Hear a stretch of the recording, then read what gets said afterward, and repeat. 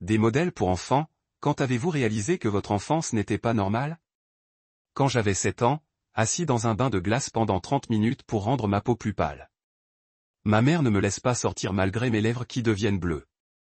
Arrête de trembler ou on recommence, dit-elle, en faisant défiler la feuille d'appel de demain. Le client a spécifiquement demandé une peau de porcelaine. La sonnette a sonné. 30 secondes de plus, dit ma mère, ne pas regarder en haut. La sonnette sonna encore plus fort. Service de protection de l'enfance. Nous devons vous parler de votre fille. Le téléphone de ma mère a glissé de sa main, éclaboussant dans l'eau glacée. L'eau coulait de mon corps alors qu'elle m'enveloppait dans une serviette trop petite, destinée uniquement à mon visage. Avant de penser au tacle-taille, rappelez-vous ce qu'on a fait à vos dents. Mon père sifflait alors qu'il me poussait vers la porte. La travailleuse du CPS était une femme nommée Favé. Un photographe nous a envoyé des photos du tournage d'hier. Pattern de contusion et perte significative de cheveux. Ma mère s'est positionnée derrière Favor où seul je pouvais voir son visage tordu dans ce regard qui signifiait le garage ce soir. J'ai forcé ma bouche dans la pose de ma carte. Doux, innocent, commercialisable, tout est merveilleux. J'adore modéliser plus que tout. Favor a sorti sa tablette en zoomant sur une photo en coulisses. Pourquoi y a-t-il des bleus en forme de main sur vos bras recouverts de maquillage corporel? Je me meurtris facilement. C'est génétique. Ma mère les couvre pour que les clients ne s'inquiètent pas. Elle a balancé une autre image et les taches chauves. Ma main est allée instinctivement au clip en tenant mes extensions. J'essaie juste un nouveau look. Très éditorial. Vous avez 10 ans. Pourquoi tu n'es pas à l'école? Ma mère est partie. Nous à la maison entre les réservations. Elle gagne plus qu'en un an. Seriez-vous perdre du temps sur les tables de multiplication si vous étiez banque 6 chiffres? Favé a demandé à voir mon travail scolaire. Mon père a ri. Nous ne gaspillons pas d'argent sur les livres quand elle pourrait pratiquer ses pauses.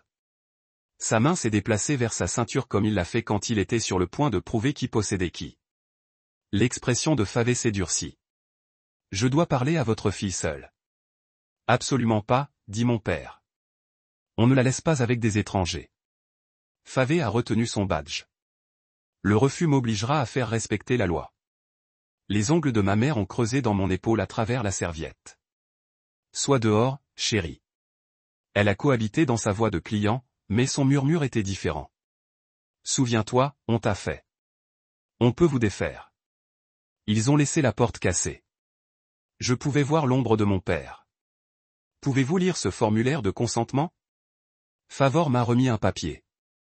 Après 30 secondes de silence, j'ai chuchoté, j'adore lire parce que c'est ce que disaient les enfants normaux.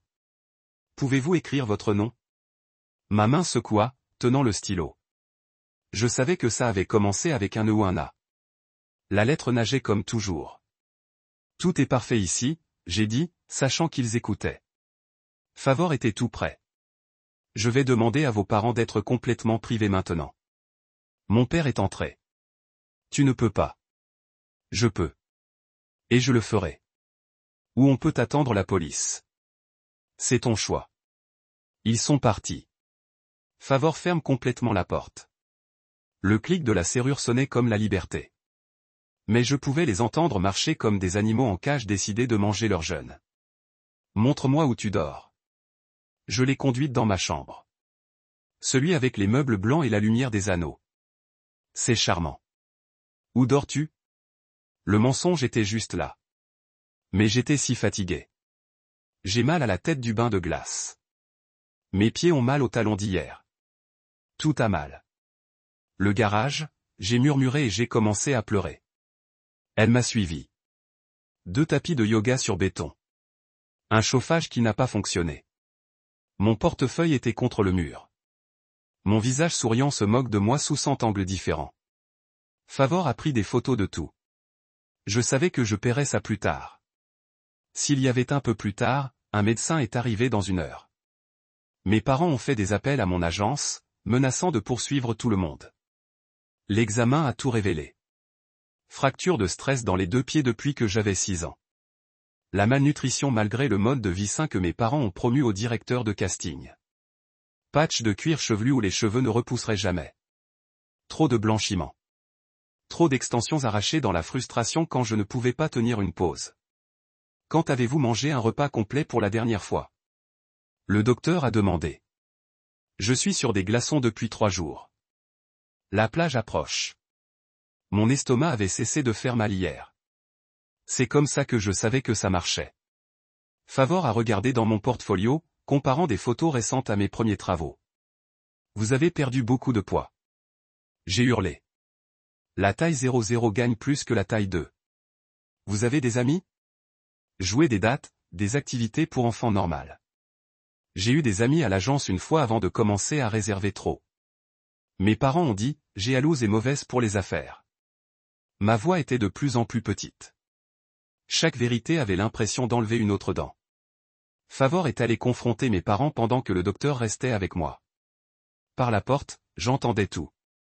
L'explosion que j'attendais toute ma vie. Elle ne peut pas lire parce que tu ne l'envoies pas à l'école. Elle est couverte de blessures.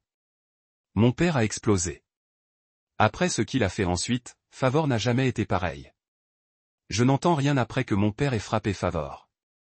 Juste cette sonnerie qui remplit toute ma tête comme si je suis sous l'eau. Quelqu'un hurle et je réalise que c'est ma mère, mais elle ne lui crie pas dessus. Elle hurle à Favor pour l'avoir provoqué, pour avoir poussé trop fort, pour l'avoir fait faire ça. La sonnerie devient plus forte et je regarde Favor fracasser contre le cadre de la porte. Son corps glisse lentement comme elles font. Le sang s'étend sur son front dans une ligne qui semble trop brillante, trop rouge, comme les clients du rouge à lèvres voulaient que je porte pour les campagnes de vacances. Je pense que c'est de ma faute si je n'ai pas été assez doué pour prétendre que tout était merveilleux, pour lui avoir laissé voir le garage, pour avoir répondu à des questions erronées. Si l'idée se faisait mieux, retenez mon sourire plus longtemps, disait les bonnes choses dans le bon ordre, rien de tout cela ne se passerait. Un voisin a dû appeler le 911 parce que soudain il y a de la police partout, leur radio craque avec des codes que je ne comprends pas, des chiffres et des lettres qui signifient quelque chose pour eux, mais qui me semblent heureux que je n'ai pas à les voir. C'est dit au cours de notre prochaine session que le sentiment de deux choses opposées à la fois est totalement normal. Dire que la justice est compliquée ne la rend pas moins réelle et j'essaie de le croire même si une partie de moi voulait qu'ils souffrent comme ils m'ont fait souffrir. Une autre date du tribunal arrive et celle-ci est à propos de l'argent sur tous les gains de ma modélisation que je n'ai jamais vu ou contrôlé. Le juge ordonne tout ce qui est placé dans un compte de fiducie bloqué dont mes parents ne peuvent pas toucher, accéder ou emprunter. Et soudain je suis assis dans le bureau de Grégory en regardant les relevés bancaires qui montrent des chiffres que je ne connaissais pas. 6 chiffres, Grégory dit, montrant l'argent total que j'ai gagné avant d'avoir 10 ans en me tenant debout dans des talons et des bains de glace et un éclairage parfait. Les déclarations montrent des dépôts d'agences et de clients, des centaines de tournages d'argent qui ont financé le style de vie de mes parents pendant que j'ai dormi sur du béton et mangé des glaçons pour rester assez mince pour réserver plus de travail. Je me sens en colère et soulagé et malade à mon estomac tout à la fois parce que mon enfance a un prix maintenant, un montant spécifique qui dit, c'est ce que votre douleur valait pour eux.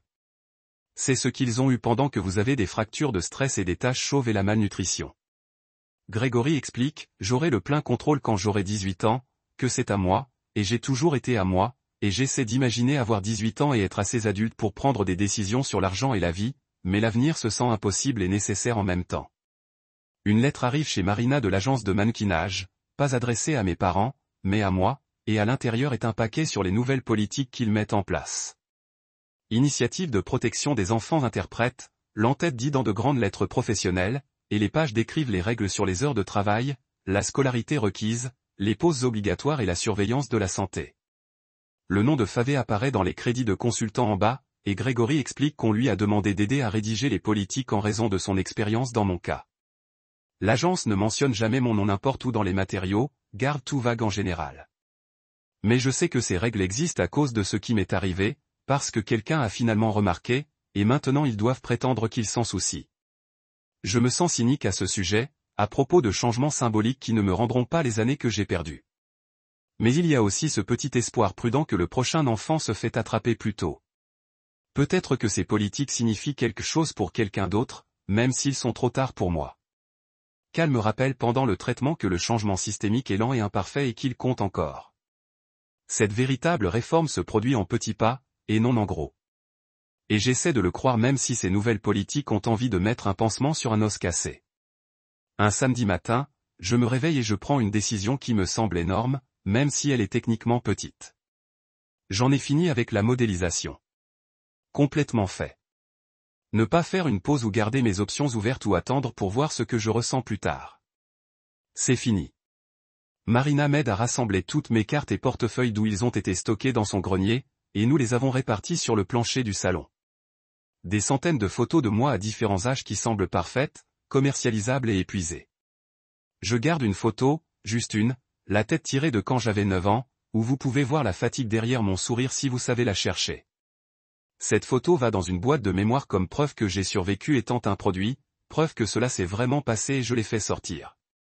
Et tout le reste va dans les boîtes de rangement que Marina ruban fermées et les étiquettes avec la date d'aujourd'hui. Elle me demande si je suis absolument sûr de ce choix, et je dis oui avec toute ma poitrine.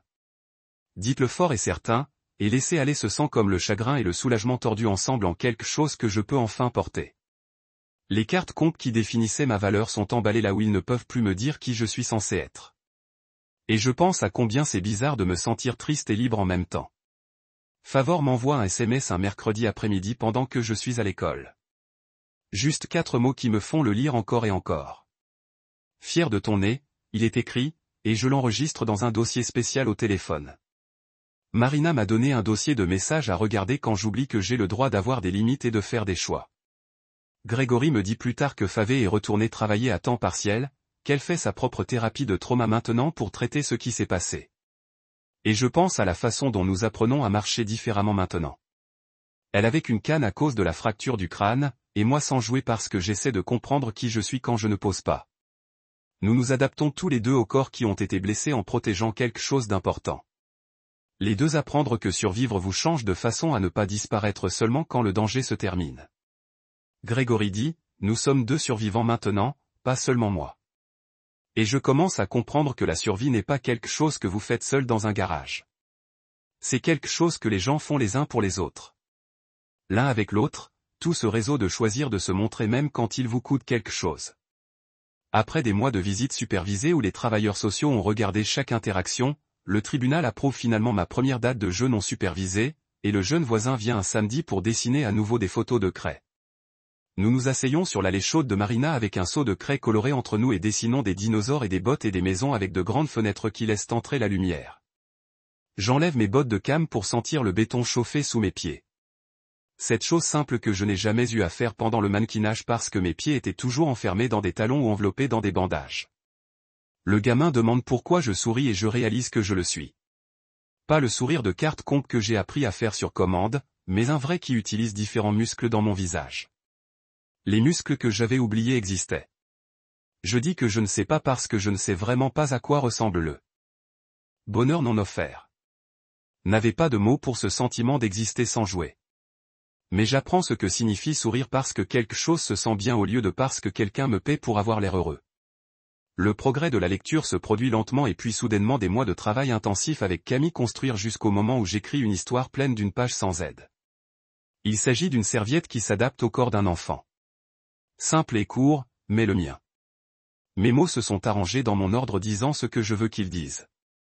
Mon professeur demande si elle peut le poster sur la classe et je panique une seconde. Cette vieille peur d'être montrée, jugée et trouvée insuffisante. Mais je réalise qu'elle me célèbre pas montrer mon travail parce qu'elle est fière, pas parce que c'est commercialisable. Il y a une différence entre la visibilité comme exploitation et la visibilité comme reconnaissance. Et j'apprends à les distinguer, même quand mon cerveau veut tout faire sentir comme une transaction. L'histoire reste debout pendant 2 semaines et les enfants me disent qu'ils ont aimé. Juste des mentions occasionnelles dans le couloir ou au déjeuner. Et j'apprends qu'être vu ne signifie pas toujours être consommé. Parfois, ça veut dire que les gens ont remarqué que tu faisais quelque chose et que c'était bon. L'orthopédiste me permet de cesser de porter des bottes de cam après des mois de guérison et de renforcement de la force et des pieds qui ont passé des années comprimés en talons. Marina m'emmène acheter de vraies chaussures. Sneakers je peux choisir en fonction de ce qu'ils ressentent au lieu de la façon dont ils photographient et nous marchons à travers le magasin en regardant les options. On passe une démonstration de talons et j'arrête de les regarder comme si c'était un test que je pourrais échouer. Je me souviens comment les talons m'ont rendu grand, élégant et précieux. Comment les clients les ont spécifiquement demandés. Comment mes parents ont acheté des paires chères et m'ont fait m'entraîner à marcher dedans jusqu'à ce que mes pieds saignent. Et une seconde je veux les essayer juste pour voir si je sais encore comment. Marina ne me presse pas, ne me traîne pas et ne me dit pas ce qu'il faut ressentir. Reste juste à côté de moi et attends pendant que je fais un choix. Je me détourne des talons et je marche vers les baskets. Choisissez le confort par rapport à l'esthétique pour la première fois de ma vie. Et j'ai appris que la tentation n'a pas à signifier la reddition. Parfois, c'est juste un souvenir que vous pouvez laisser derrière vous pendant que vous choisissez quelque chose de mieux. Le centre familial où il planifie la visite sent comme de fausses fleurs et le nettoyage du sol. Rien comme la maison de Marina ou le garage. Un travailleur social est assis dans le coin avec un presse-papier qui regarde tout. Et mes parents arrivent séparément parce que l'ordonnance du tribunal dit qu'ils ne peuvent pas être ensemble sans surveillance. Ma mère apporte une veste de designer, les gentils clients utilisent pour fournir des shoots et essaient de me la mettre, mais je la laisse sur la chaise entre nous.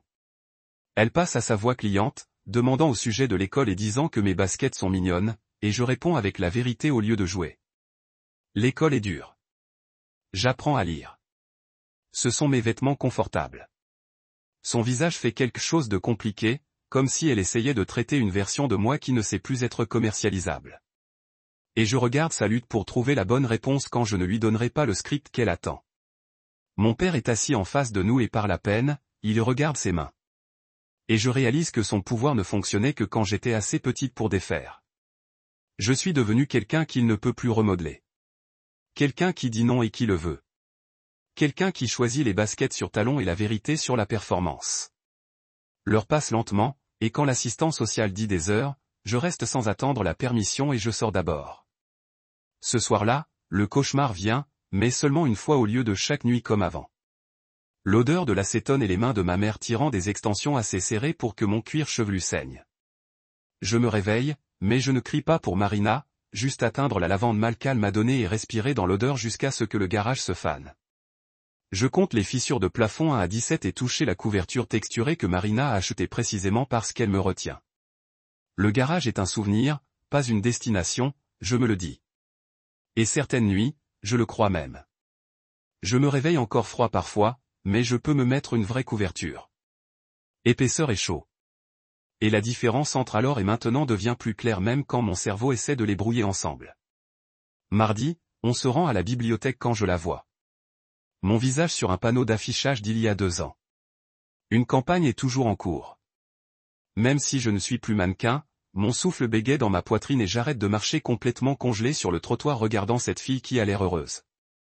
Je me souviens de ce tir. Rappelez-vous le bain de glace ce matin pour rendre ma peau assez pâle. Souvenez-vous que ma mère crie entre les prises parce que je ne pouvais pas tenir la pause assez longtemps. La déconnexion entre l'image et la réalité me rend vertigineuse, comme si je me scindais en 2 personnes, le produit sur le panneau d'affichage et l'enfant debout ici dans des baskets. Je sors mon téléphone avec les mains serrées et texto cale. Utilisez le plan de crise que nous avons pratiqué pour des moments comme celui-ci. Il rappelle dans 1 minute et me parle à travers l'échouement. Sa voix est stable et calme pendant que je compte les choses que je peux voir. 5 voitures, 3 arbres, un panneau avec mon visage qui n'est plus vraiment moi. Il reste au téléphone jusqu'à ce que je puisse respirer normalement, jusqu'à ce que je puisse passer devant mon propre visage, sans disparaître. La lettre arrive vendredi, livrée chez Marina, même si ma mère n'est pas censée connaître cette adresse. Mes mains serrent, tiennent l'enveloppe, voient son écriture, et Marina me trouve la regarder dans la cuisine. Elle propose de le rendre non ouvert, et je le choisis. Choisissez de ne pas lire n'importe quelle performance de remords ou manipulation est à l'intérieur. L'inspecteur vient dans 1 heure et l'empoche comme preuve de violation de l'ordre, et je me sens puissant pour la première fois, assez puissant pour refuser l'accès à mes propres pensées. Cal dit plus tard que choisir de ne pas s'engager est différent d'être réduit au silence. Et j'apprends que parfois la chose la plus forte que tu puisses faire est de t'éloigner des gens qui ne savent que te blesser. La révision judiciaire se produit 9 mois après que la sonnette a sonné et je suis assis dans la zone d'attente pendant que Grégory parle au juge de mes progrès. Quand il m'appelle, le tribunal se sent énorme et officiel. Rien de tel que le centre familial avec ses fausses fleurs. Le juge me demande si je me sens en sécurité et je dis oui sans donner la réponse, sans vérifier mes angles ou sans lisser ma voix dans quelque chose de commercialisable. Juste oui parce que c'est vrai la plupart du temps maintenant parce que la maison de Marina a des serrures à l'intérieur et des repas sans punition et une chambre où je peux dormir au-dessus du sol. Grégory rapporte que je suis en plein développement en placement, que les symptômes de traumatisme diminuent, que je développe des compétences pour l'indépendance future, et le juge étend la tutelle avec un langage de permanence, ce qui signifie que je ne vais plus bouger. Favor m'invite à lire dans un groupe de soutien dans son bureau et j'écris 3 paragraphes sur ce que ça fait d'apprendre que votre corps vous appartient. Ma voix secoue la lecture à haute voix mais ne se brise pas. Et quand je finis, d'autres survivants hochent la tête comme ils comprennent. Mon histoire n'est plus que des preuves ou des divertissements. C'est un lien.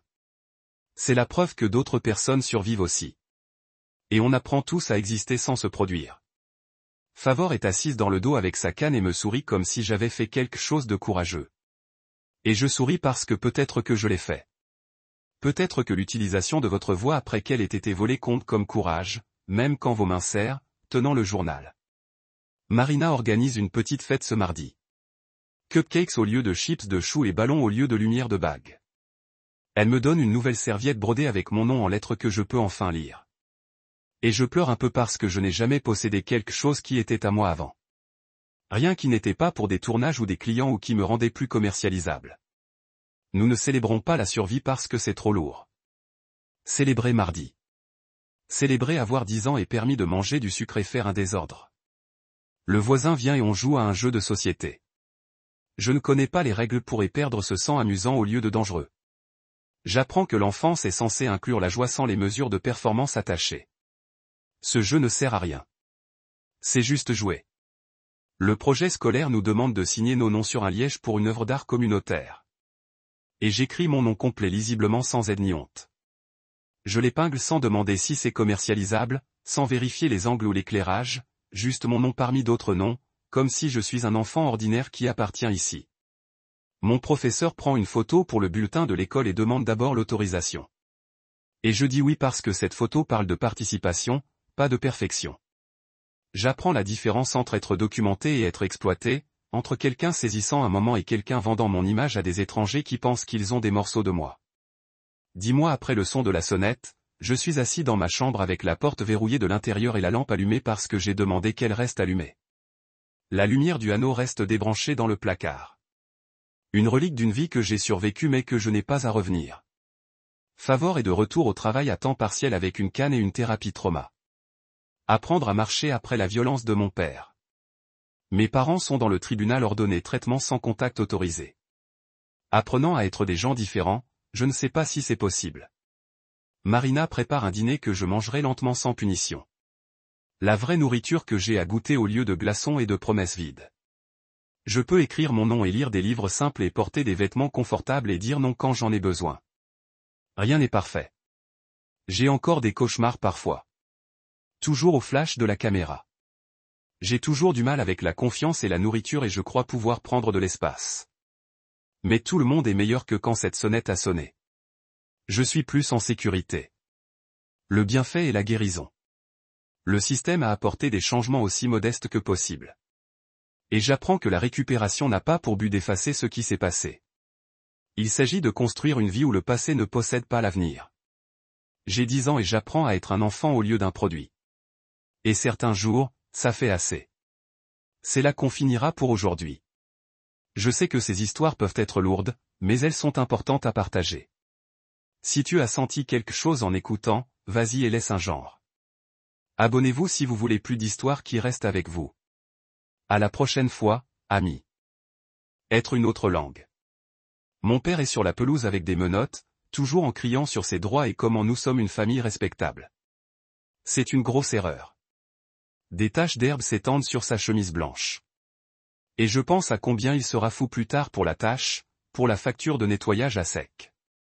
Ma mère passe à sa voix cliente, celle qui livre des livres et charme les directeurs de casting, disant aux officiers que c'est un gros malentendu pendant que ses yeux s'enferment sur le mien et me promettent le garage pour toujours si je dis un mot vrai.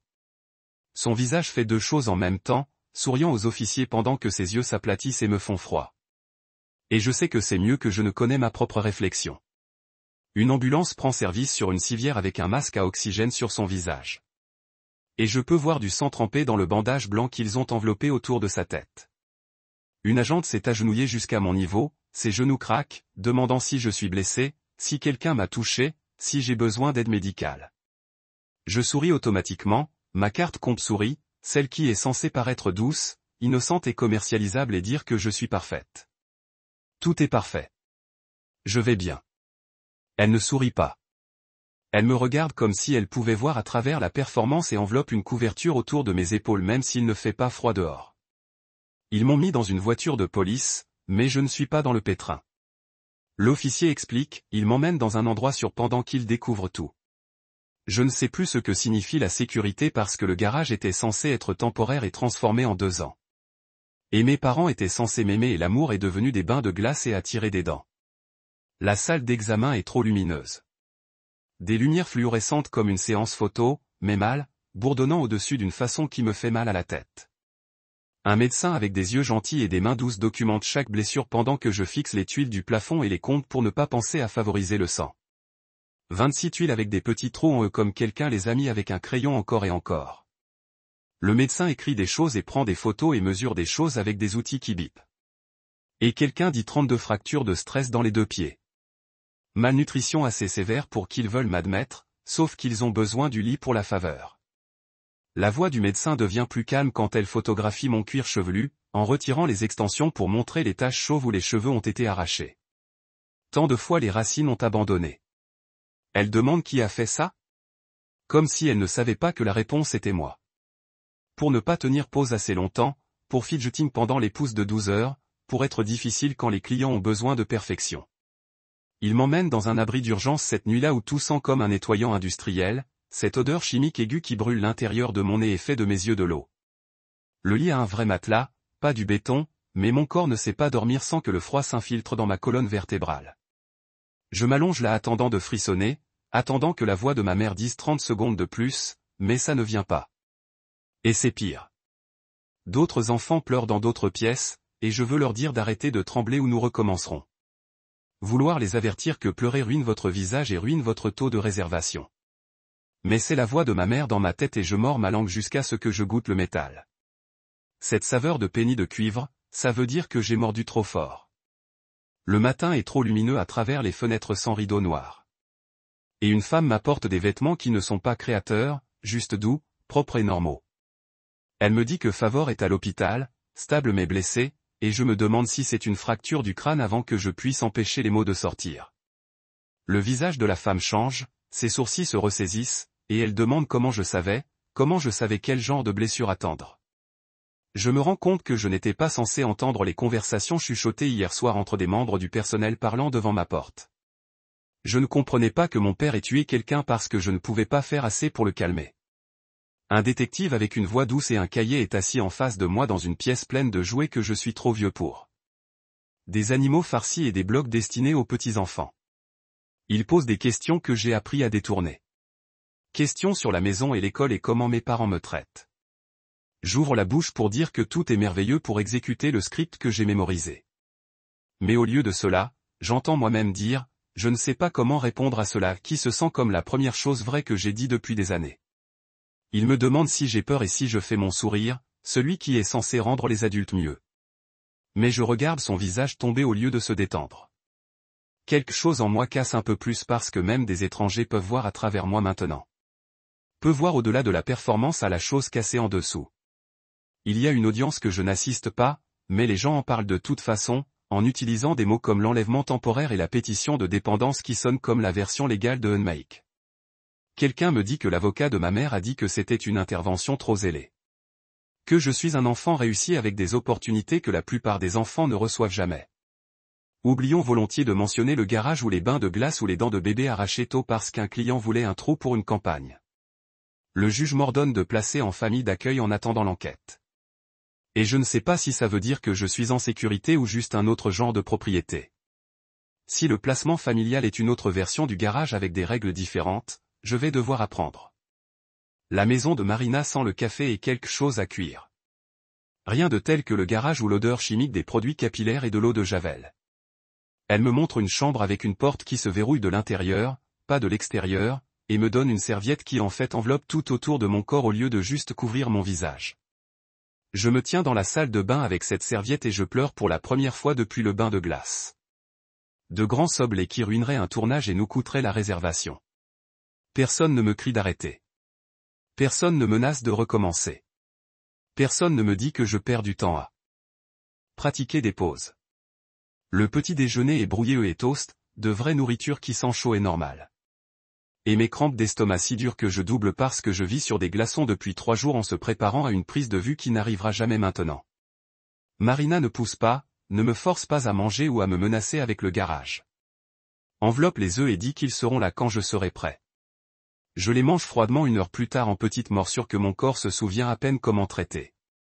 Mon estomac est confus par la nourriture réelle après si longtemps sur rien. Elle me dit que c'est bon d'aller lentement et je ne la crois presque pas parce que l'on n'a jamais été bien avant. Lentement, ça voulait dire recommencer. Lentement, c'était le garage. Lentement, c'était la ceinture de mon père. Et le visage déçu de ma mère et la perte des réservations aux filles qui pourraient tenir pause plus longtemps. Le lendemain matin, je me réveille tremblant même si la pièce n'est pas froide. Mon corps se souvient de béton sous des tapis de yoga au lieu de ce matelas doux. Marina fait des crêpes et je mange 3 bouchées avant mes crampes d'estomac, encore confus par la vraie nourriture après des jours de glaçons.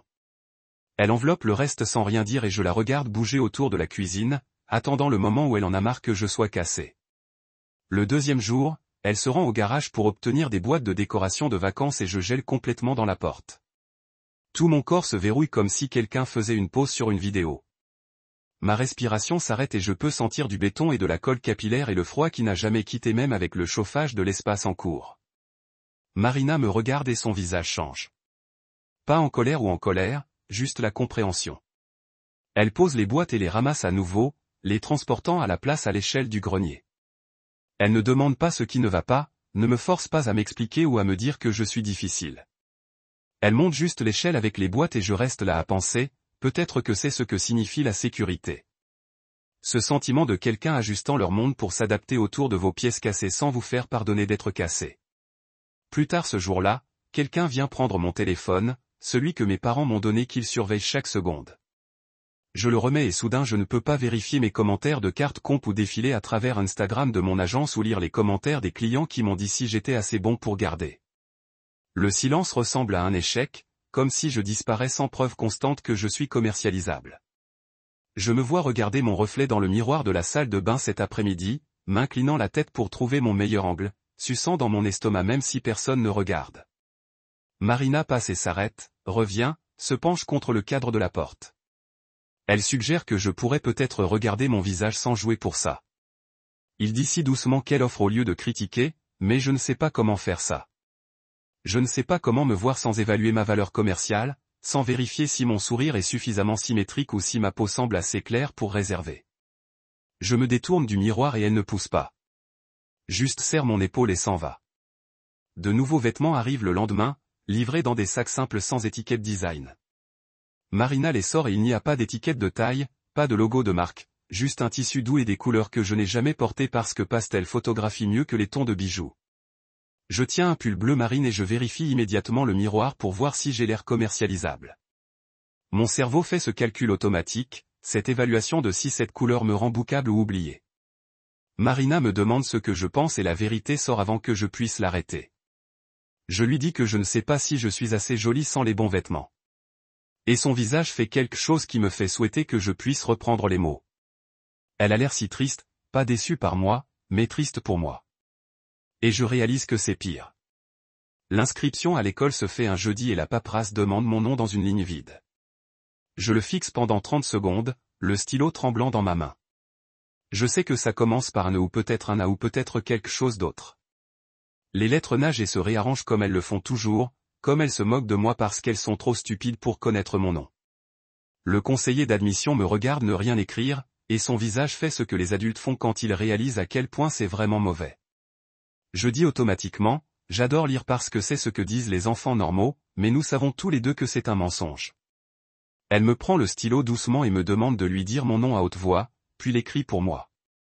Je regarde les lettres apparaître et essayer de les mémoriser, mais ils sont déjà brouillés dans mon cerveau. Mon premier rendez-vous de thérapie est le lendemain avec Cal, qui a des yeux gentils et un bureau qui sent le café au lieu de la laque. Mais il y a une lumière dans le coin, et ma poitrine se serre dès que je la vois.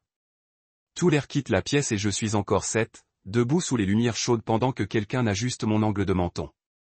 Cal me remarque et me demande si je veux qu'il le déplace.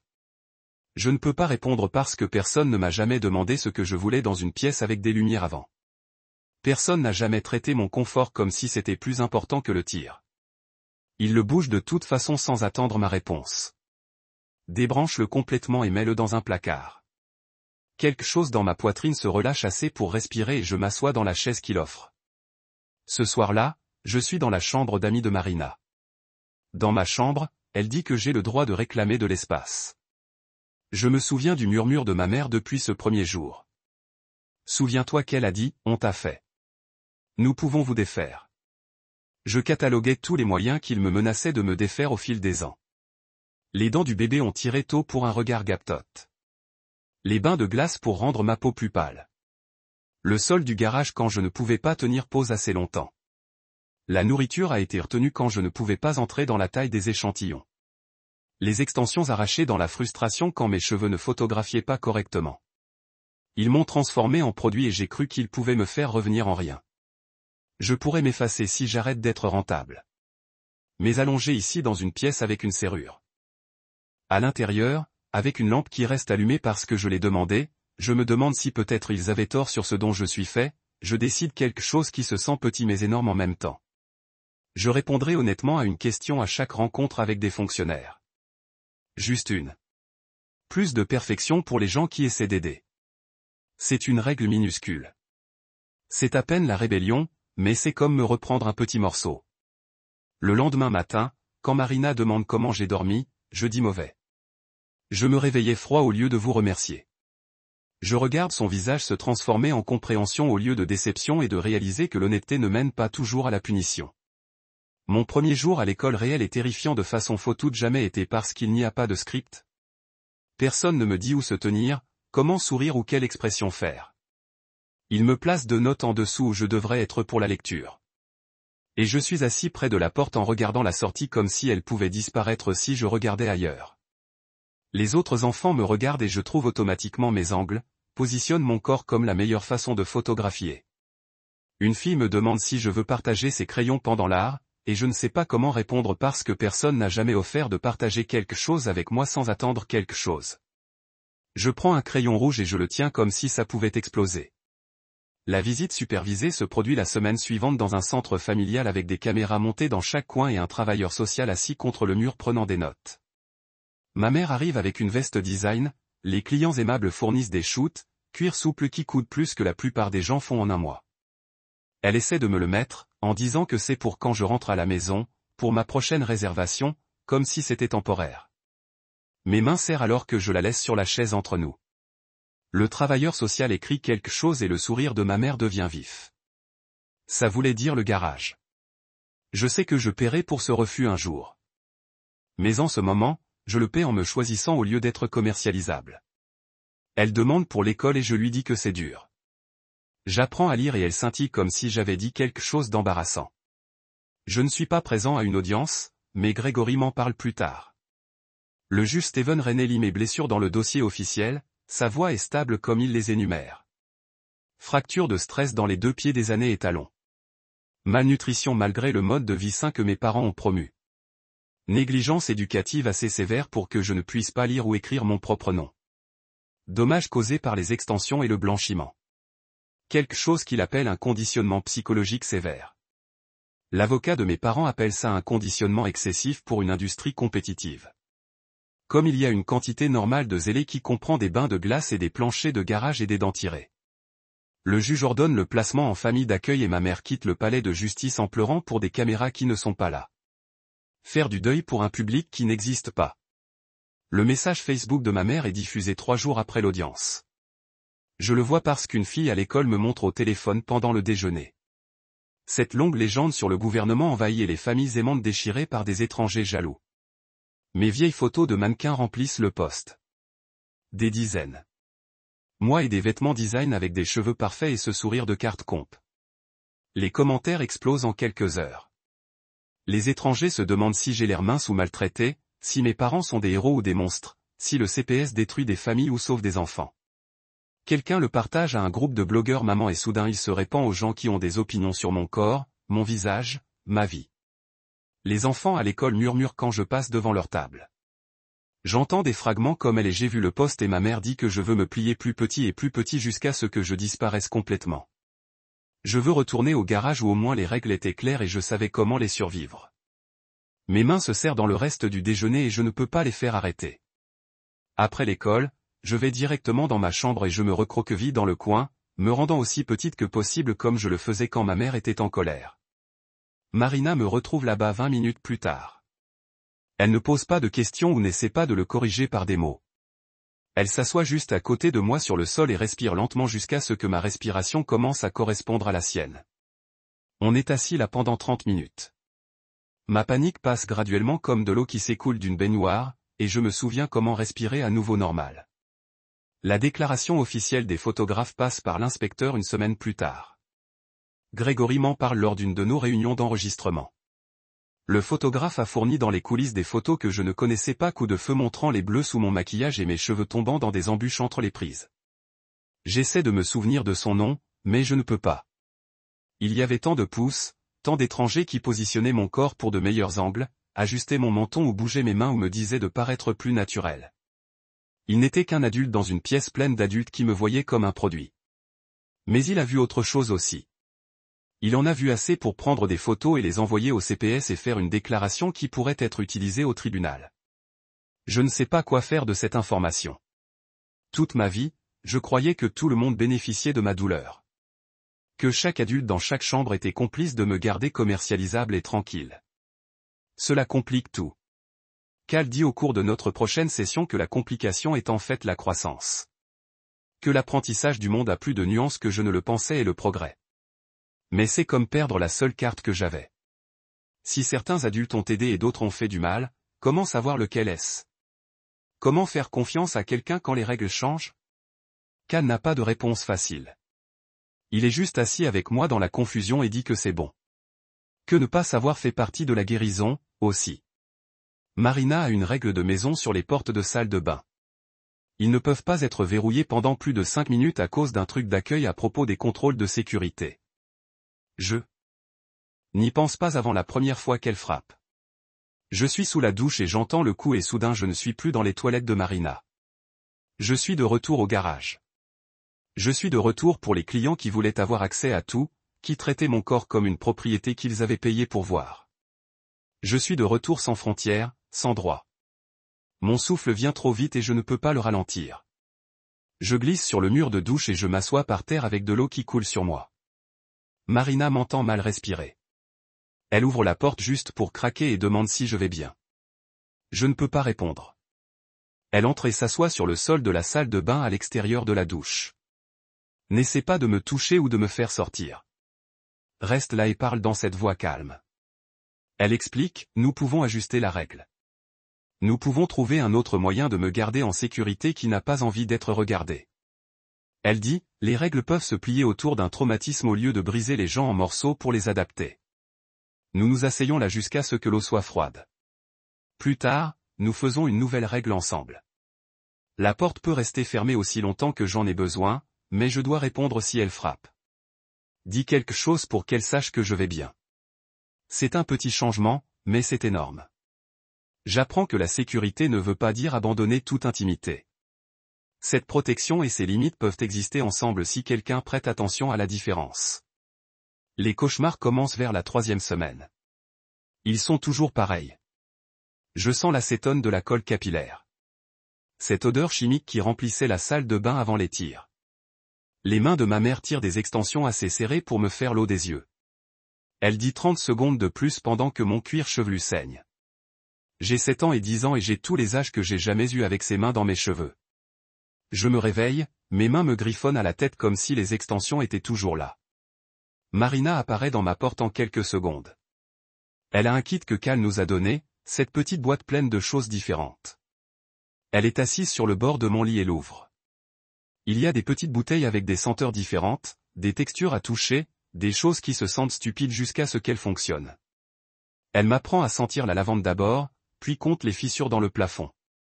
Une fissure, 2 fissures, respirer, 3 fissures. J'en compte 19. Elle me montre comment presser mon pouce dans la pierre texturée du kit. Comment sentir la surface rugueuse contre ma peau. Le cauchemar se relâche lentement. Ma respiration s'arrête. Marina reste jusqu'à ce que je m'endorme.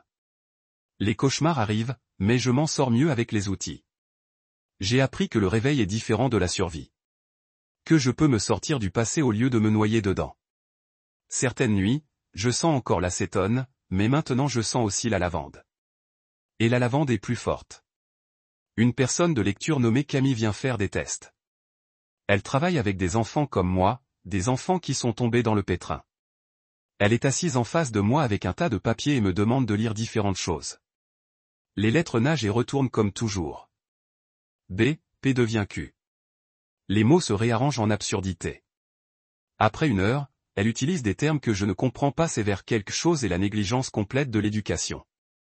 Elle explique que mon cerveau n'est pas cassé, mais différent.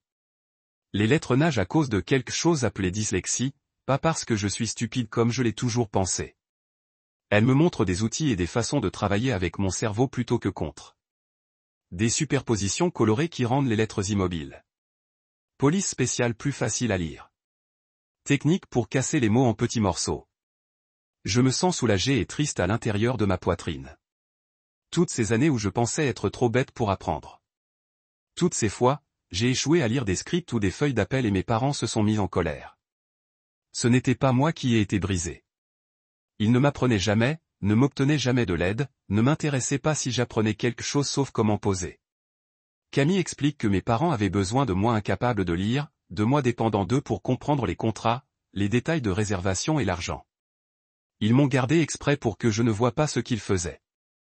La colère vient plus tard après le départ de Camille. Je suis en colère contre eux pour avoir volé mon éducation. Je m'en veux d'avoir cru que j'étais sans valeur. Je suis en colère contre tous les adultes qui m'ont vu me battre et n'ont rien fait. Le docteur ne dit plus jamais de talons. Il est sérieux. Ça me fait comprendre que ce n'est pas une suggestion. Il me convient pour ces vilaines bottes médicales appelées bottes CAM. Ils sont volumineux et sans grâce. Rien de tel que les belles chaussures que je portais pour les fusillades. Je les regarde assis sur la table d'examen. Ces talons m'ont rendu grand et élégant et valent la peine de réserver. Ils m'ont donné l'air plus vieux, plus professionnel, plus précieux. Ces bottes me font ressembler exactement à ce que je suis, un gamin aux pieds cassés. Le médecin explique ce que signifient les bottes. Marcher sans douleur plus tard, courir. Peut-être sauter. Des trucs d'enfants normaux. Je réalise que je n'ai jamais couru nulle part dans ma vie sauf vers une caméra. Je n'ai jamais sauté sauf quand un photographe m'a dit de sauter et de tenir la pose en plein air. Je n'ai jamais rien fait de mon corps juste parce que ça me faisait du bien. Les bottes ont envie de perdre le dernier morceau de ma valeur. Mais peut-être qu'ils sont en fait libres. Marcher sans douleur vaut peut-être plus que de paraître commercialisable. Courir vers rien vaut peut-être plus que poser pour tout. Je porte les bottes du cabinet du médecin. Ils sont lourds et embarrassants. Marina demande ce qu'ils ressentent et je lui dis la vérité. Ils ont envie d'abandonner et de recommencer en même temps. Gregory Payne est assis en face de moi dans son bureau et explique quelque chose que je n'ai jamais entendu. J'ai le droit de dire non, pas seulement aux grandes choses, mais à tout. Aux questions des avocats, aux demandes des travailleurs sociaux, à tous ceux qui veulent des informations que je ne suis pas prêt à donner. Juste le mot non, rien d'autre. Je le dis une fois et ça sort comme une question. Il me dit d'essayer à nouveau. Encore un numéro. Numéro. Il m'a demandé 17 fois de suite. Chaque fois, ça ressemble un peu moins à violer une règle et un peu plus à utiliser un outil que j'ai le droit d'avoir. Au 17. Non, je le dis avec toute ma poitrine. Grégory sourit comme si j'avais fait quelque chose d'extraordinaire. Il explique, c'est ce que les gens veulent dire lorsqu'ils parlent de droit. Permission d'avoir des limites que les adultes respecteront réellement. Permission de me protéger sans s'excuser. Je pense à toutes les fois où je voulais dire non. Non au bain de glace. Non au talon. Non au garage. Non aux caméras. Je n'ai jamais su que j'étais autorisé. Grégory dit que je suis autorisé maintenant. Il dit que s'entraîner avec lui facilite l'utilisation du mot quand j'en ai vraiment besoin. Nous passons le reste de la session à pratiquer différentes façons de dire non. C'est pas vrai. Je vous remercie. Non, je ne suis pas prêt.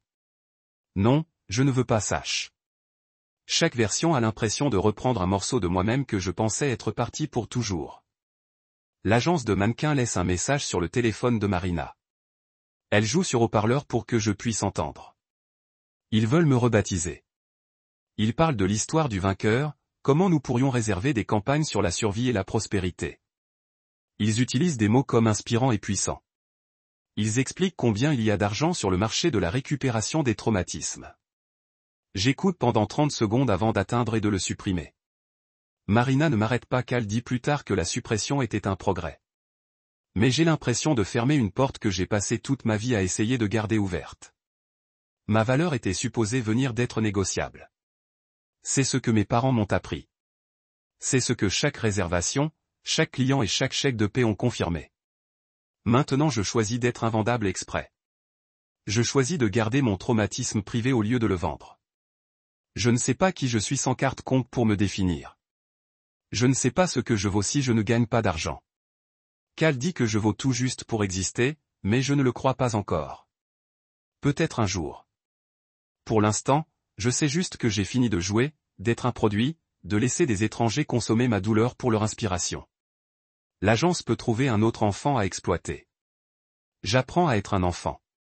La mise à jour de Favor passe par Grégory quelques jours plus tard. Elle a été libérée de l'hôpital, mais elle a besoin d'une canne pour des problèmes d'équilibre. Peut-être pour toujours. La culpabilité me frappe si fort que je ne peux pas respirer.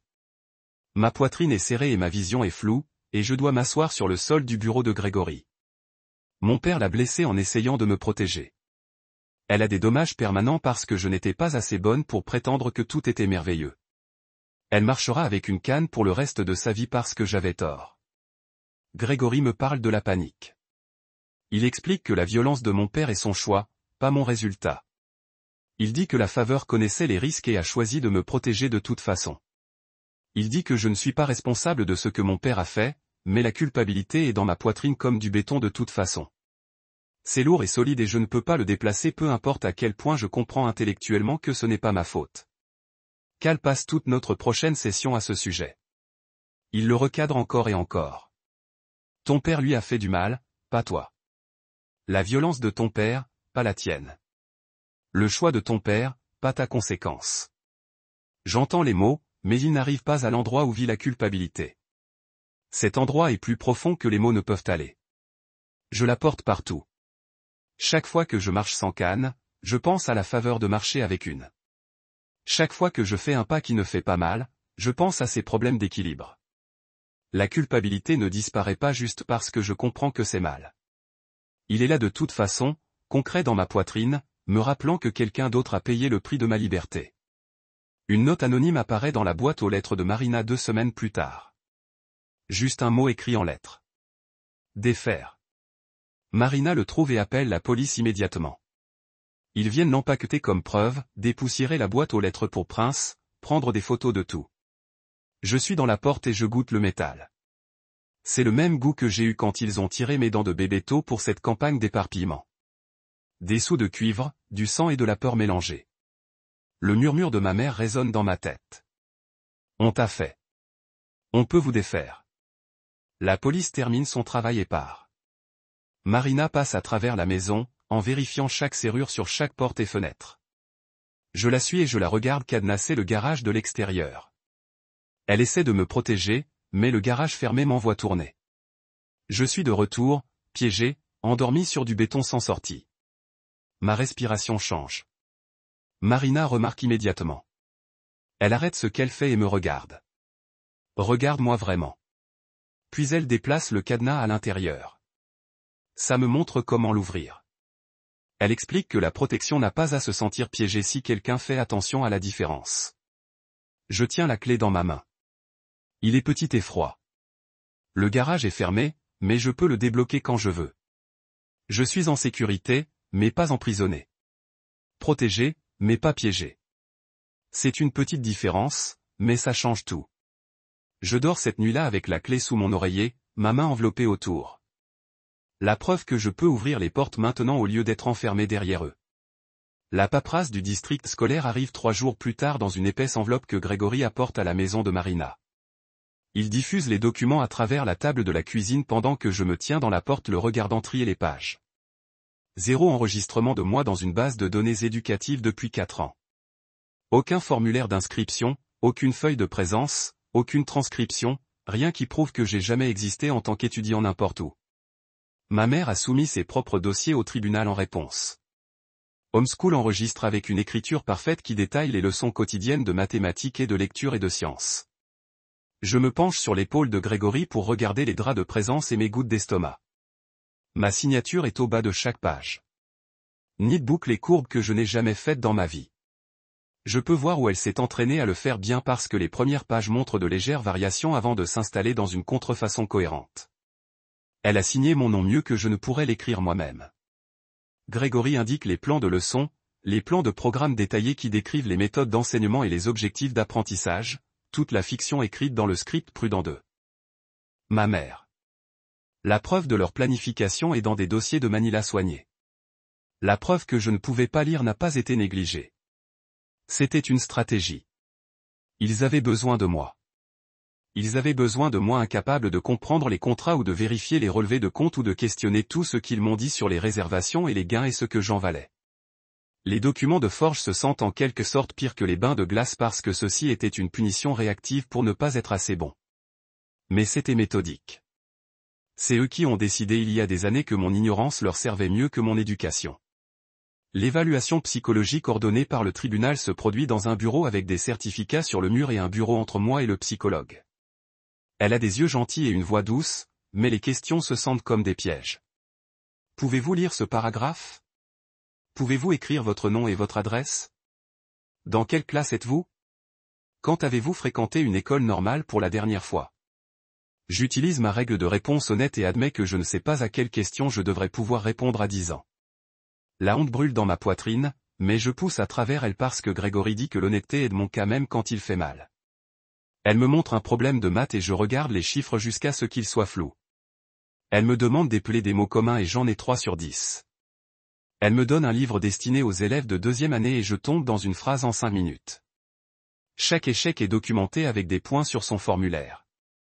L'évaluation prend 2 heures et à la fin je me sens nu. Chaque lacune de mes connaissances a été exposée, mesurée et enregistrée. Le rapport du psychologue arrive une semaine plus tard et Grégory en lit une partie pour moi. Des phrases comme un traumatisme institutionnel, une privation systématique et une grave négligence éducative. Les mots me font ressembler à une étude de cas dans un manuel plutôt qu'à une personne. Grégory explique que ces termes cliniques aideront à prouver que mes parents abusent au tribunal, mais je me sens juste exposé comme tout le monde saura exactement comment cassé et stupide je suis. Il essaie de le recadrer comme la documentation du mal qui m'a été fait, pas la preuve de mon échec, mais la honte est lourde de toute façon. L'avocat de l'agence de mannequins envoie une lettre au bureau de Grégory, dans laquelle il affirme que Faver a porté atteinte à leur réputation et leur a coûté de précieux clients. La lettre menace d'être poursuivie en justice pour diffamation et exige la rétractation de toutes les déclarations faites au CPS et aux médias. Grégory me protège de la plupart du langage juridique, mais explique qu'ils essaient de nous intimider dans le silence, essayant de faire le coup de parler trop haut pour maintenir. Je ressens cette poussée de protection pour la Faver qui me surprend par son intensité. Elle a pris une fracture du crâne parce qu'elle ne serait pas silencieuse sur ce qu'elle a vu. Elle marche avec une canne maintenant parce qu'elle a continué à pousser quand mes parents lui ont dit de partir. Je demande à Grégory si je peux lui écrire une lettre et il dit oui immédiatement. Nous sommes assis à son bureau et il m'aide à dicter parce que je ne peux toujours pas écrire assez pour dire ce que je veux dire. Je lui dis merci de ne pas partir.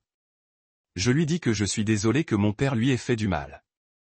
Je lui dis que j'apprends à lire maintenant et peut-être qu'un jour je pourrai écrire mes propres lettres sans aide. Grégory tape chaque mot exactement comme je le dis. Et nous l'imprimons sur un beau papier et l'envoyons à l'hôpital où elle est en réadaptation. L'enveloppe me semble importante. La preuve que je peux vous remercier même quand mes mains ne peuvent pas encore former les mots. Marina m'emmène au centre commercial le samedi suivant pour acheter de nouvelles chaussures maintenant que mes pieds guérissent. Nous traversons les couloirs lumineux, les magasins passés avec des mannequins et des fenêtres, et je vais bien jusqu'à ce que nous passions une boutique avec des projecteurs, le genre qu'ils utilisent pour les tournages. Lumière blanche lumineuse qui lave toutes les ombres et fait tout paraître propre et parfait et froid. Mon souffle me prend dans la poitrine, et soudain j'ai 7 ans, assis dans un bain de glace avec mes lèvres qui deviennent bleues. J'ai 8 ans et je guéris cette pincée. J'ai 9 ans, je tiens des postures jusqu'à ce que mes muscles tremblent. Chaque fois que j'ai été impliqué dans des spectacles sous les lumières s'écrasent sur moi à la fois, et je ne peux pas respirer. Mes tunnels de vision. Le centre commercial semble s'estomper pour sonner. Marina remarque immédiatement et s'accroche à mon niveau d'œil juste là au milieu du centre commercial. Elle ne demande pas ce qui ne va pas ou me dit de me calmer. Elle commence à compter les carreaux de sol avec moi. 1 tuile, 2 tuiles, respire, 3 tuiles. Sa voix est stable et calme, et elle compte assez lentement que je peux suivre. 4 tuiles, 5 tuiles, respire, 6 tuiles. Les gens nous regardent, mais Marina s'en fiche. Elle reste accroupie à mon niveau, comptant les carreaux jusqu'à ce que ma respiration ralentisse et que la vision du tunnel s'estompe. 7 tuiles, 8 tuiles, respire. 9 carreaux.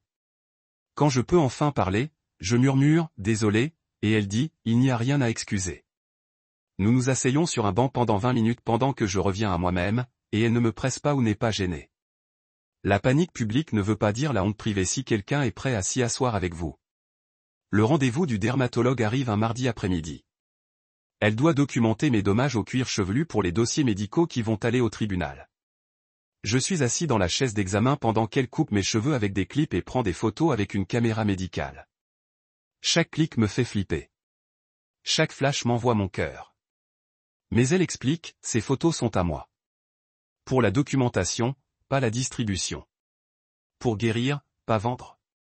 Elle me montre les follicules infectés sur son écran d'ordinateur, rouges et gonflés, où les extensions ont tiré trop fort pendant trop longtemps. Elle souligne les cicatrices permanentes, des taches pâles du cuir chevelu, où les cheveux ne repousseront jamais, peu importe les traitements que nous essayons. Elle l'appelle traction alypsia à partir d'une extension chronique, et l'écrit dans mon tableau avec des codes et la terminologie médicale. Mon corps devient médical plutôt que commercialisable pour la première fois. Ça devient un patient au lieu d'un produit. Elle prescrit des traitements pour les zones infectées et recommande un spécialiste pour les dommages permanents et traite mon cuir chevelu comme il importe au-delà de la façon dont il photographie. Je pleure en soulagement d'être vu comme quelque chose qui mérite un traitement plutôt que quelque chose qui a besoin d'un meilleur éclairage. Le dermatologue me donne des mouchoirs et ne me dit pas d'arrêter de pleurer parce que ça me ruine le visage. Un voisin frappe à la porte de Marina le lendemain et me demande si je veux dessiner des photos de craie sur l'allée. Je suis dans la porte gelée parce que je ne sais pas jouer. Je ne sais pas ce que font les enfants quand il n'y a pas de caméra, ni de clients ni personne qui dirige l'activité. Le gamin a un seau de craie colorée et commence à dessiner sans attendre ma réponse. Je regarde depuis le porche comme un dinosaure en retrait prend forme sur le béton. Le gamin regarde en haut et demande si je viens et je descends lentement. Je commence à poser automatiquement, en trouvant mes angles même s'il n'y a pas de caméra, en tournant mon visage pour attraper la lumière qui n'a pas d'importance. Le gamin a l'air confus et continue de dessiner. Je m'assois sur l'allée chaude et je prends un morceau de craie. Je dessine mes bottes médicales, celles qui m'aident à guérir les pieds. Je les rends violets brillants même si les vrais sont gris. J'ajoute des étoiles sur les côtés parce que je peux. Le gamin regarde et dit, cool boots. Comme s'ils étaient cool. Comme si mon dessin avait de la valeur juste parce que je l'ai fait. C'est la première image que j'ai jamais créée qui n'était pas pour les yeux de quelqu'un d'autre. Le premier art qui n'a pas à être commercialisable ou parfait ou quoi que ce soit sauf le mien. L'audience de révision du placement a lieu 2 semaines plus tard dans le même palais de justice où toutes mes autres audiences ont eu lieu. Il mentionne un mouvement possible si les risques de sécurité augmentent et mon corps entier se prépare à effectuer la perfection, à être facile, reconnaissant et commercialisable assez pour garder, à sourire la bonne façon et dire les bonnes choses et prouver que je vaux la peine. Mais je me souviens des leçons de Grégory pour dire non. Je me souviens de l'enseignement de Cal sur les besoins authentiques. Quand le juge me demande si j'ai quelque chose à ajouter, je m'exprime avant de perdre la tête. Je dois garder la lampe de chambre allumée la nuit. Ce petit besoin qui se sent énorme à la voix. Cette petite demande qui pourrait me faire paraître difficile, exigeante ou qui ne vaut pas la peine d'être retenue. Le juge l'écrit dans ses notes comme si c'était important. Marina serre ma main sous la table. Le tribunal approuve la lampe restant allumée ainsi que le placement continu. Et j'ai appris que l'affirmation des besoins ne mène pas toujours à la punition. Parfois, ça mène juste à une lampe qui reste allumée. Parfois, les gens ajustent leurs règles pour s'adapter autour de vos morceaux cassés au lieu de vous casser davantage pour s'adapter à leurs règles. Grégory reçoit un paquet dans son bureau d'un styliste qui a travaillé plusieurs de mes tournages il y a des années. À l'intérieur se trouve une clé USB avec des images derrière les coulisses qu'elle porte la culpabilité depuis que j'ai 7 ans. Grégory le prévisualise en premier et décide que je ne devrais pas le regarder. Je fais confiance à son jugement, mais je suis d'accord pour décrire ce que les pauses étaient sur le plateau parce que mon témoignage aide à construire l'affaire. Grégory enregistre ma voix pendant que je m'explique. Entre deux prises. Pas assis parce que ça ride les vêtements. Pas de manger parce qu'il blouse et montre sur la caméra. Pas de salle de bain parce que ça perd du temps et ennuie les clients. Juste debout et attendant de se produire à nouveau. Mes pieds me font mal en talons. Mon estomac vide et crampe. La voix de ma mère me rappelle que se plaindre coûte des réservations. J'entends ma propre voix expliquer mon enfance comme il est arrivé à quelqu'un d'autre. Comme si je décrivais un personnage dans une histoire au lieu de ma propre vie. Grégory dit que cette dissociation m'a probablement sauvé. Que me séparer de l'expérience, c'est comment j'ai survécu. L'enregistrement entre en preuve et j'essaie de ne pas penser aux étrangers qui écoutent ma voix pour expliquer ce que les pauses signifient dans mon monde. Le détective appelle la maison de Marina 3 jours plus tard avec des nouvelles qui changent tout. Il a obtenu des SMS entre mes parents de la semaine après mon enlèvement. Ils avaient l'intention de me ramener après le tribunal, en discutant des parents qui ont des adresses CPS ne sait pas cartographier comment disparaître avec moi avant que le système puisse les arrêter. Les textes sont la preuve d'une menace permanente et le juge répond immédiatement. Des conditions de caution plus strictes. Surveillance GPS pour les deux parents. Des protocoles de sécurité plus élevés autour de tous mes emplacements. Marina est avec moi pendant qu'elle explique les nouvelles mesures de sécurité, et je me sens simultanément validé et terrifié. Ma peur n'était pas paranoïaque. Il prévoyait vraiment de défaire le sauvetage. Vraiment? On veut me ramener au garage, au bain de glace et aux fusillades. Avoir raison sur le danger ne vous rend pas moins en danger. Ça prouve que la menace était réelle depuis le début. L'école est fermée le lundi suivant.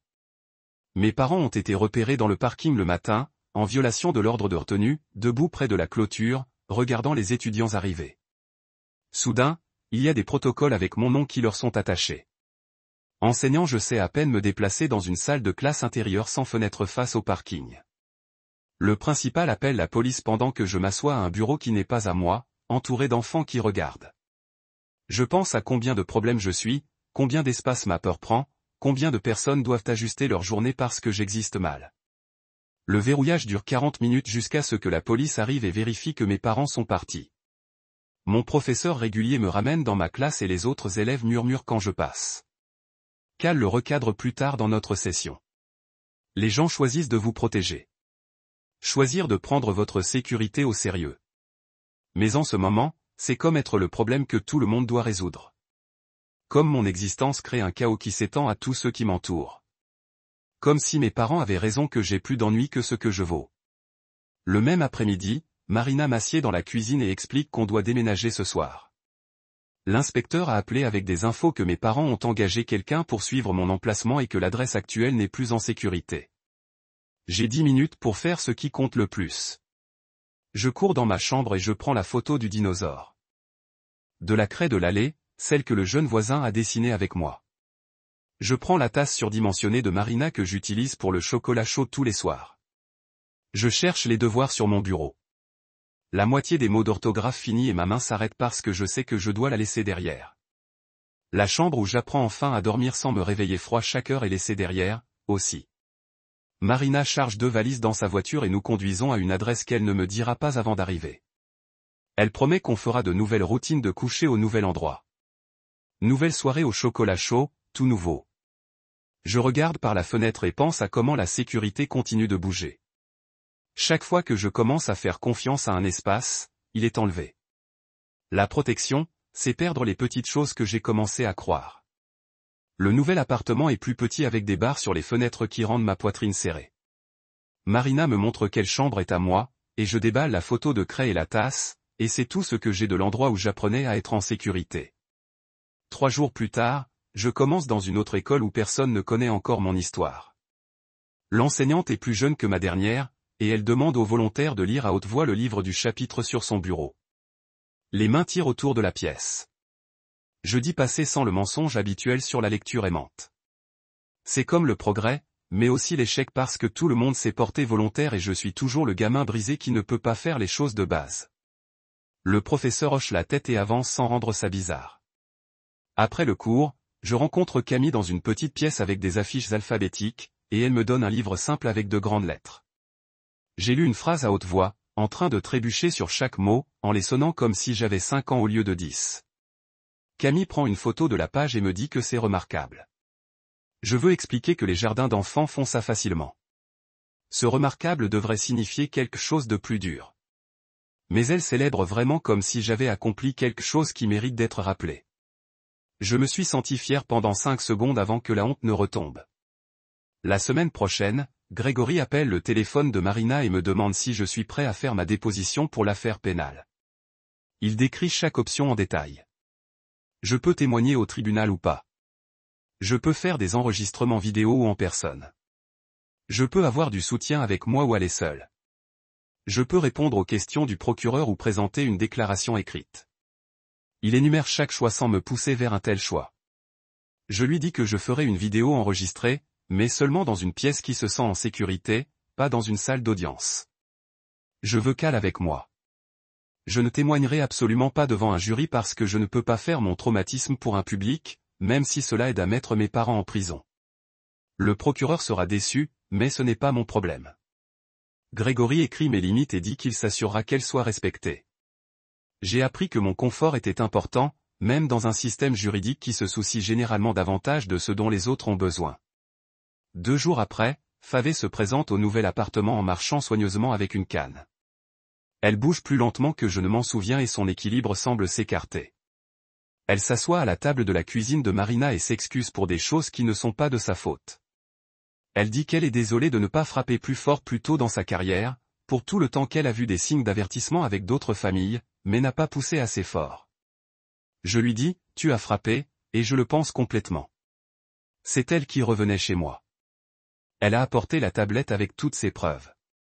Elle a pris une fracture du crâne de mon père parce qu'elle a refusé de partir sans s'assurer que j'étais en sécurité.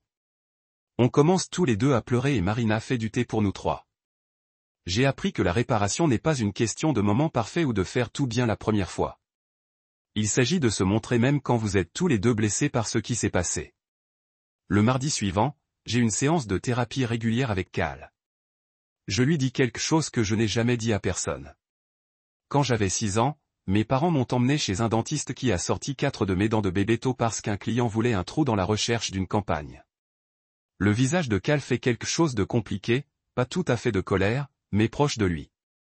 Il écrit quelque chose et dit qu'il fait une recommandation à un spécialiste dentaire.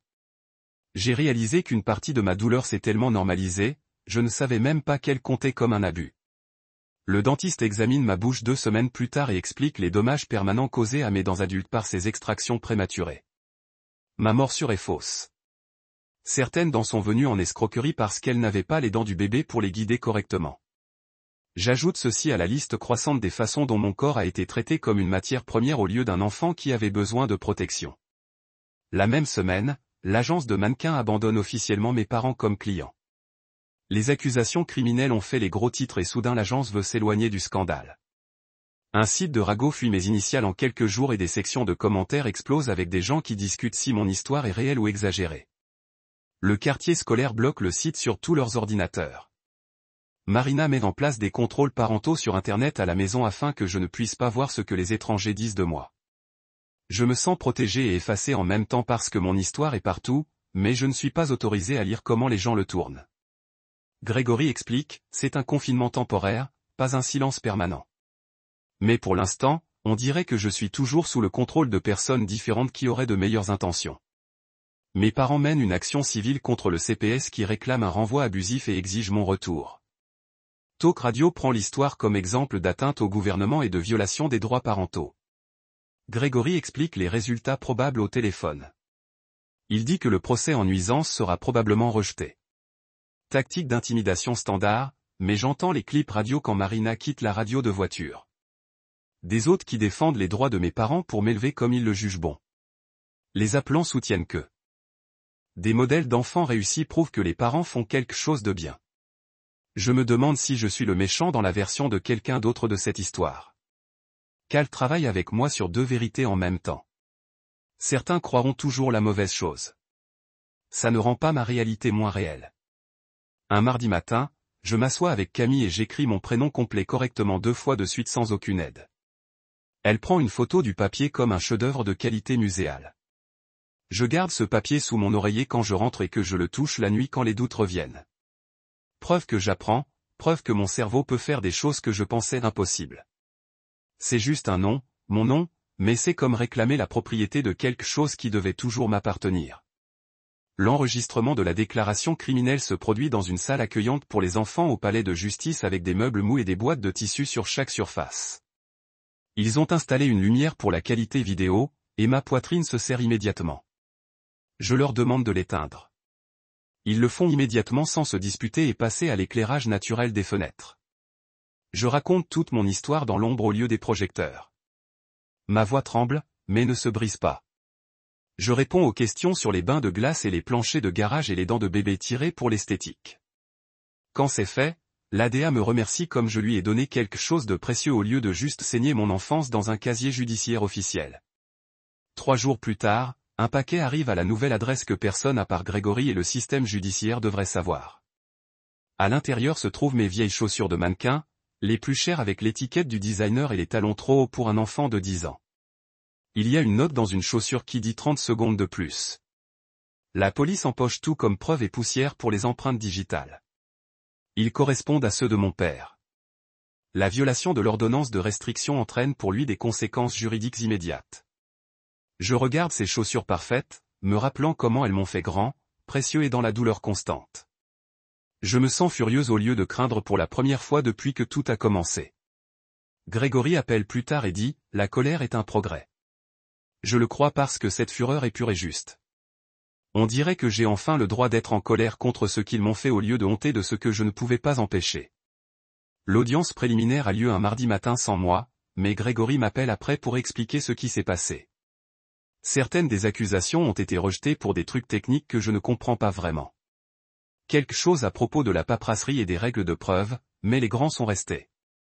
La maltraitance criminelle des enfants, la négligence éducative et l'agression d'un travailleur social sont toutes obligées de se présenter au procès, ce qui veut dire que le juge pense qu'il y a suffisamment de preuves pour continuer. Il me dit que Favor a témoigné et ses mains se sont secouées tout le temps, mais sa voix est restée stable et le juge a écrit tout ce qu'elle a dit sur me trouver dans le garage et l'attaque de mon père. Ma mère a pleuré tout le long, dit Grégory, faisant cette performance pleurer qu'elle faisait pour les clients quand elle voulait des réservations de sympathie. Mais mon père a juste regardé droit devant comme s'il faisait un coup de feu. Aucun d'eux n'avait l'air désolé, Grégory me dit, juste fou qu'il se soit fait attraper. Et je pense que c'est exactement juste parce qu'ils n'ont jamais pensé que les règles s'appliquaient à eux. Ce n'est pas la grande justice dramatique que je vois à la télé où tout le monde applaudit et les méchants sont traînés dans des menottes.